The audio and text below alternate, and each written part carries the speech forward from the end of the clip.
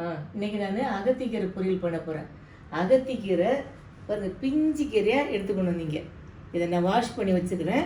இப்போ நான் கட் பண்ண போகிறேன். கட் பண்ணால் போட்டால் எல்லாம் இப்படி ஒட்டி ஒட்டி இருந்து விடும் பொரியல் பண்ணும்போது. இதை கட் பண்ணி போட்டோம்னா நமக்கு உதிரியாக இருக்கும். அதனால் இப்போ நான் கட் பண்ண போகிறேன். இது அகத்திக்கீரை அகத்துக்கு ரொம்ப நல்லது.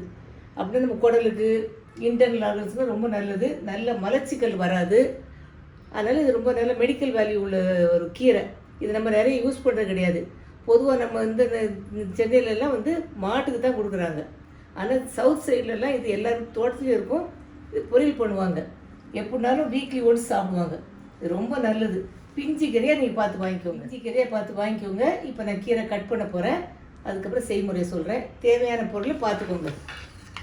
பச்சை மிளகாய், இந்த வெங்காயம், பூண்டு, தேங்காய், அவ்வளோதான். நான் இப்போ அடுத்து செய்முறை சொல்கிறேன்.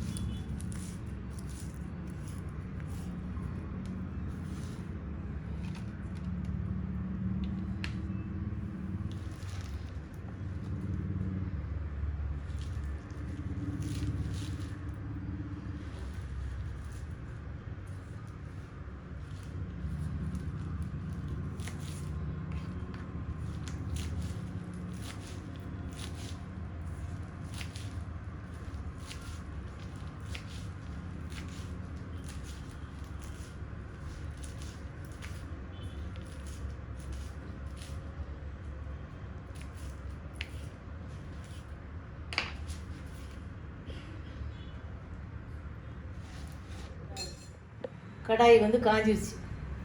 நம்ம கொஞ்சம் எண்ணெய் ஊற்றணும். முதல்ல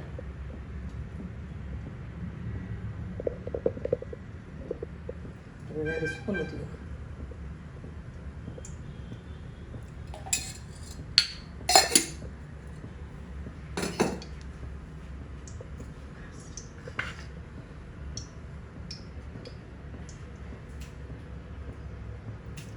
எண்ணெய் சுட்டுச்சு.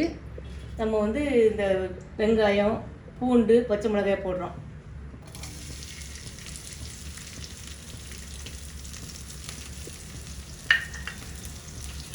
போட்டு இந்த கரண்டி எப்போவுமே நம்ம சமையல் பண்ணோம்னால ஒரு கரண்டி எடுத்தோம்னா ஒரு தட்டு வச்சுக்கணும். அப்போ தான் அதுக்கு கிண்டிட்டு இதில் வைக்கலாம். இல்லாட்டி சூடாயிரும். கீழே வச்சாலும் நல்லது. ஹைஜீனிக்காக வைக்கணும்னா இப்படி ஒரு தட்டு வச்சுக்கோங்க. ஒரு கரண்டி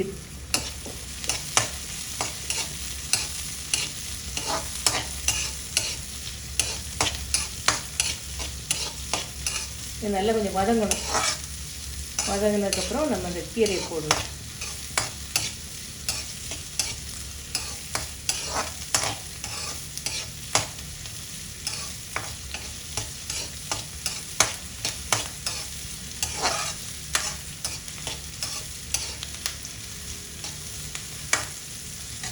இதில் கொஞ்சம் உப்பு கொஞ்சம் போட்டாச்சுன்னா சீக்கிரம் வதங்கிடும்.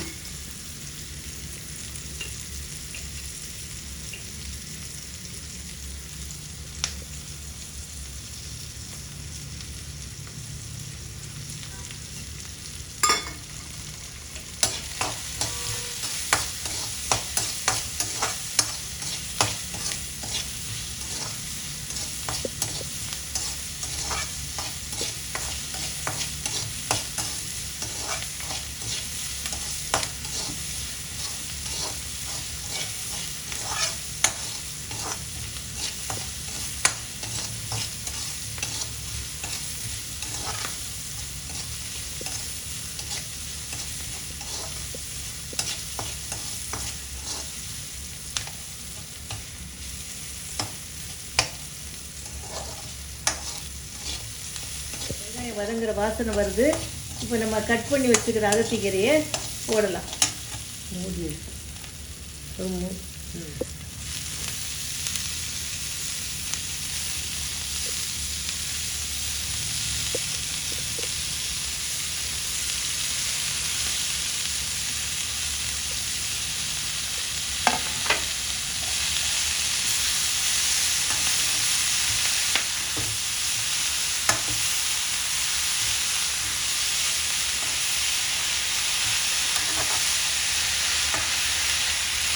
தீயை கொஞ்சம் ஸ்லோ பண்ணிக்கணும். நல்லா பண்ணிவிட்டு இதை லேசாக தண்ணி தெளித்து ஒரு மூடி போட்டு வேக வச்சுருவேன்.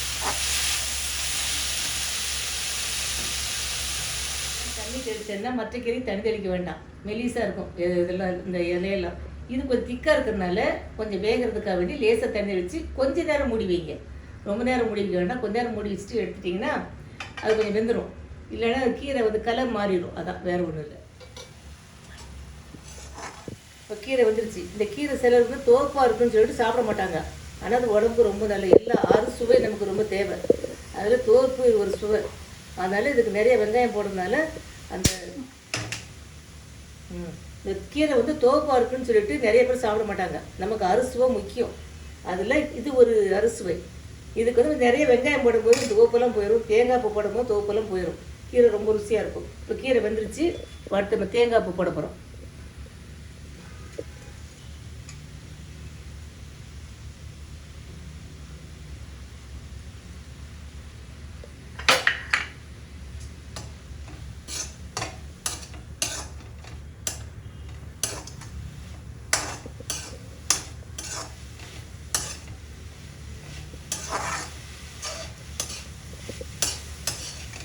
கீரை எப்படி இருக்கும் பார்த்தீங்களா? நல்ல கலரும் மாறலை, நல்லா வெந்துருச்சு. அப்போ தேங்காய் பூ எல்லாம் சேர்ந்து ஒரு தனி ருசி தனி மணமாக இருக்குது. நீங்கள் எல்லோரும் வீட்டில் செஞ்சு பாருங்கள், சாப்பிடுங்க. நல்ல சந்தோஷமாக உடல் ஆரோக்கியத்தோடு இருக்கணும். இது உள் உறுப்புக்கு ரொம்ப நல்லது, அகத்துக்கு நல்லது, அகத்திக்கீரை. அதனால் கண்டிப்பாக எல்லோரும் செஞ்சு வாரத்தில் ஒரு நாளாக செஞ்சு சாப்பிடுங்க. இது அறுசுவையில் ஒரு சுவை. கண்டிப்பாக சாப்பிடுங்க, நல்ல வளமாக வாழுங்க. சேனல் பாருங்கள், சப்ஸ்கிரைப் பண்ணுங்கள். தேங்க்யூ ஃபார் வாட்சிங்.